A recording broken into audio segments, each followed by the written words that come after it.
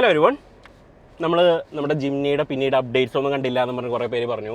വാങ്ങിച്ചിട്ട് ഇപ്പോൾ 6 മാസമായി. വലിയ അപ്ഡേറ്റ് ചെയ്യാൻ മാത്രമുള്ള ഓടിക്കലൊന്നും ഓടിച്ചിട്ടില്ല. ആകെ 2000 കിലോമീറ്റർ ഓടിയിട്ടുള്ളൂ. ഞാനിത് രജിസ്റ്റർ ചെയ്തിട്ടില്ല ആക്ച്വലി. ഫാൻസി ഒന്നല്ല, ബട്ട് ഒരു കൊള്ളാവുന്ന ഒരു നമ്പർ, മനസ്സിലുള്ളൊരു നമ്പറിന് വേണ്ടി വെയിറ്റ് ചെയ്തുകൊണ്ടിരിക്കുകയാണ്. അപ്പോൾ അതാവുന്നുമില്ല. ഇനിയിപ്പോൾ അതൊക്കെ രജിസ്റ്റർ ചെയ്യണം. 2 ലക്ഷത്തി ചില്ലാനം രൂപ ടാക്സ് അടയ്ക്കണം. നമ്മൾ ഓഫ് റോഡ് പോകാൻ വേണ്ടി വാങ്ങിച്ചൊരു വണ്ടിക്ക് റോഡ് ടാക്സ് അടയ്ക്കണം എന്നുള്ള വിഷമത്തിലാണ് ഞാനിരിക്കുന്നത്. പക്ഷേ വേറെ നിവൃത്തിയില്ല. സോ അപ്പോൾ അതിന് വേണ്ടി വെയിറ്റ് ചെയ്തുകൊണ്ടിരിക്കുകയാണ്. പക്ഷേ ഇന്നിപ്പോൾ ഞാൻ ജിംനിയുടെ ഒരു യൂസ് കേസ്, ബേസിക്കലി നമ്മൾ ജിംനി എന്തുകൊണ്ട് വാങ്ങിച്ചു എന്നുള്ള പലരുടെയും ഒരു ആൻസർ, അത് ആൻസർ ചെയ്യേണ്ട കാര്യമൊന്നുമില്ല. നമ്മൾ ജിംനി വാങ്ങിച്ചു, we are quietly enjoying it. നമ്മൾ കുറേ പേര് ജിംനി വാങ്ങിച്ചിട്ടുണ്ട് ആ ഒരു സമയത്ത്. മാരുതിയുടെ ഇനീഷ്യൽ പ്രൈസിങ് എത്രത്തോളം തെറ്റായിരുന്നു എന്നുള്ളത് മനസ്സിലാക്കാൻ ഈ വണ്ടി ആ ഒരു ഡിസ്കൗണ്ട് വന്ന സമയത്ത് എത്ര പേര് വാങ്ങിച്ചു എന്നുള്ളത് നോക്കിയാൽ മതി.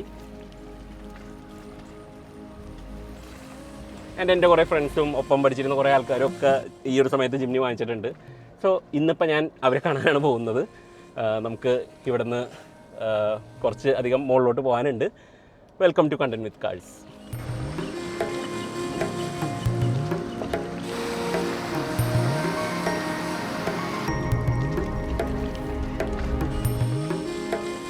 അപ്പോൾ ഇത് പലതും വളരെ നാരോ ആയിട്ടുള്ള ട്രെയിൽസാണ്. ഈ ഒരു ട്രാക്കിൽ കൂടെ ആക്ച്വലി ജിംനിയ പോലത്തെ ഒരു വണ്ടി ആയതുകൊണ്ട് നമുക്ക് വലിയ ബുദ്ധിമുട്ടില്ല. ഇപ്പോൾ ഈ സൈഡിലുള്ള ഈ ചെടികളൊക്കെ വരയുന്നത് അല്ലെങ്കിൽ നമുക്കൊരു വിഷമം തോന്നും, ഇതൊക്കെ നമ്മുടെ വണ്ടിയിലാണല്ലോ ഡാമേജ് ആവുന്നത് എന്നുള്ളത്. പക്ഷേ not so much in the case of the Jimny. സൈഡിലെ വീൽ ആർച്ച് പോലത്തെ ആ ട്രിംസ് ഒന്നും വലിയ എക്സ്പെൻസീവ് ഒന്നുമല്ല. ഫ്രണ്ട് ബമ്പറൊക്കെ അൺപെയിൻറ്റഡ് ആണ്. സോ നമുക്കിപ്പോൾ എന്തെങ്കിലും പറ്റിക്കഴിഞ്ഞാൽ നമുക്കത് റീപ്ലേസ് ചെയ്യാം എന്നുള്ളൊരു തോന്നൽ മനസ്സിലുണ്ട്.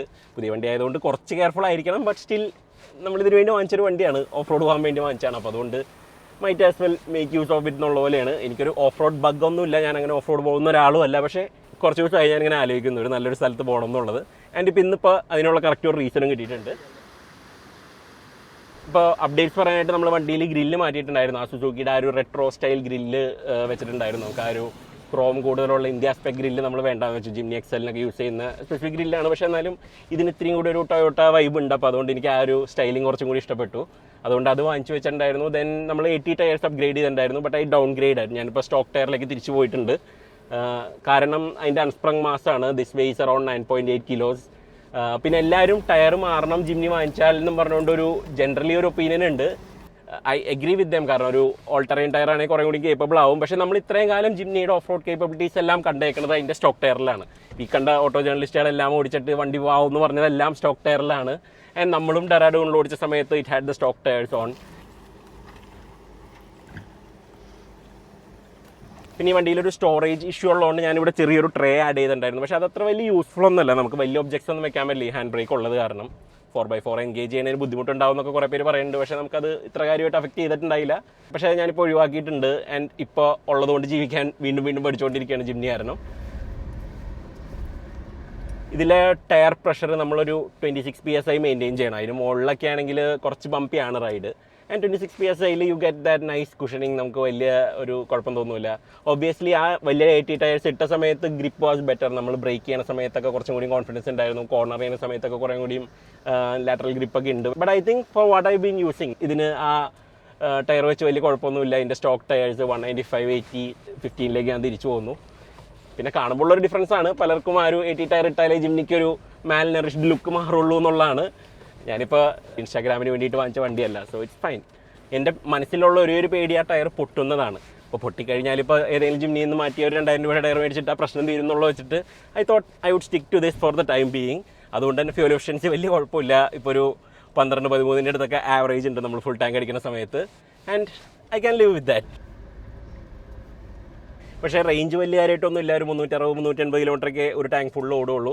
Still better than most EVs. ഒരു ടാങ്ക് ഫുള്ള് 360 കിലോമീറ്റർ ഓടും.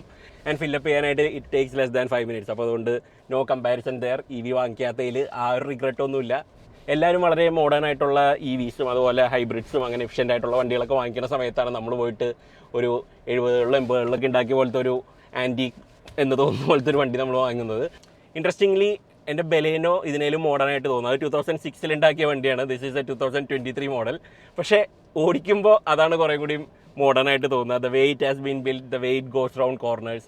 പക്ഷേ ഈ ലൈക്ക് ദ ക്യാരക്ടർ. കാരണം ഇതിനൊരു ഓൾഡ് സ്കൂൾ വൈബ് ഉണ്ട്. നമ്മളിപ്പോൾ ഫാസ്റ്റായിട്ടൊരു കോർണർ എടുക്കുന്ന സമയത്ത് കഴിഞ്ഞ ദിവസം ഞാൻ ശ്രദ്ധിച്ചത് പഴയ ഒരു റേസ് കാറിൻ്റെ ഒക്കെ പോലെ ബോഡിക്ക് നല്ല ലീൻ ഉണ്ട്, ടയറിൻ്റെ ആ ഗ്രിപ്പിൻ്റെ ലിമിറ്റ് എത്തുമ്പോൾ യു ഫീൽ ദാറ്റ്. സ്റ്റിയറിംഗ് ഒക്കെ വളരെ സ്ലോ ആണ് like in old cars.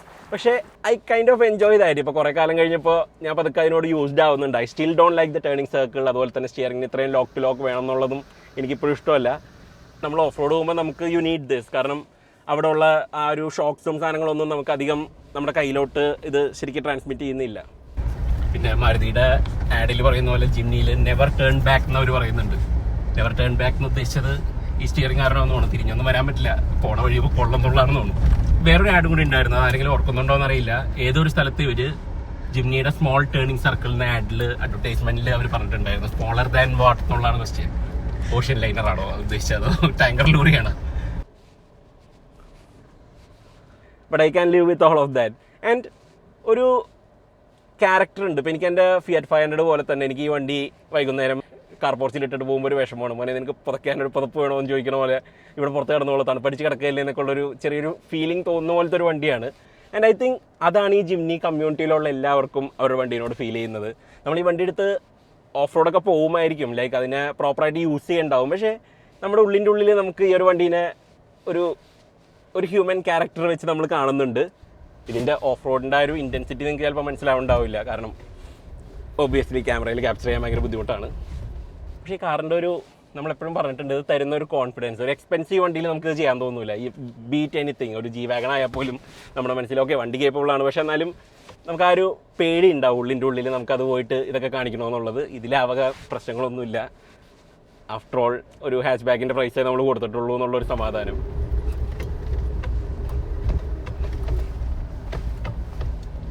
I am really surprise Maruti ഈ ഒരു വണ്ടി ഇന്ത്യയിൽ സെല്ല് ചെയ്തു എന്നുള്ളത്. പലരും വിചാരിക്കുന്നത് എല്ലാ യൂട്യൂബേഴ്സും പോയി മേടിച്ചപ്പോൾ മാരുതി എന്തോ എല്ലാവർക്കും ഓഫർ കൊടുത്തിട്ടുണ്ടെന്നുള്ളതാണ്. ഓഫറൊന്നും കൊടുത്തിട്ടില്ല, നമ്മൾ സ്വന്തമായിട്ട് ലോൺ എടുത്ത് മേടിച്ച വണ്ടിയാണ്. ഇപ്പോഴും കൃത്യമായിട്ട് EMI അടയ്ക്കുന്നുണ്ട്.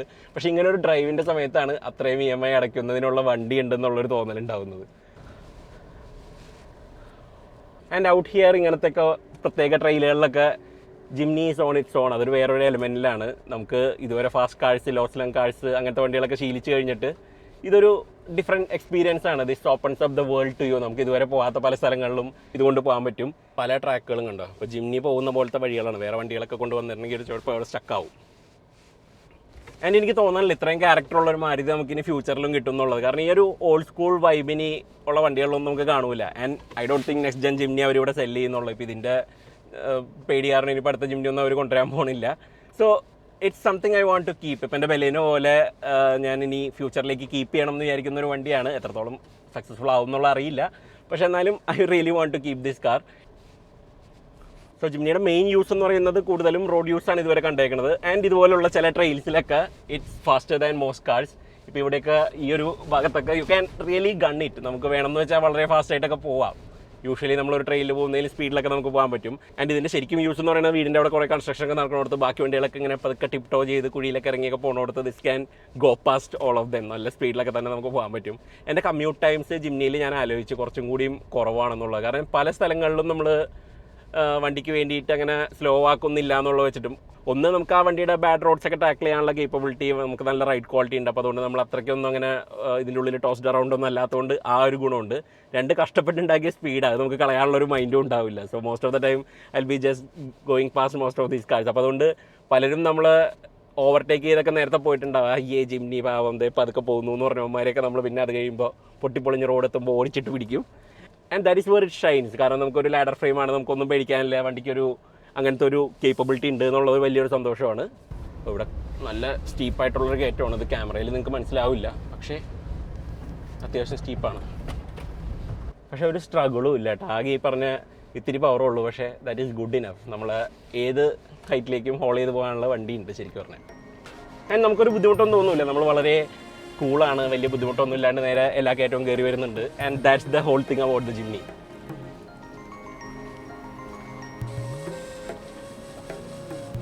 ഇവിടെ വന്നു കഴിഞ്ഞപ്പോൾ 1 2 3 4 5 വണ്ടിയുണ്ട് നമുക്ക്.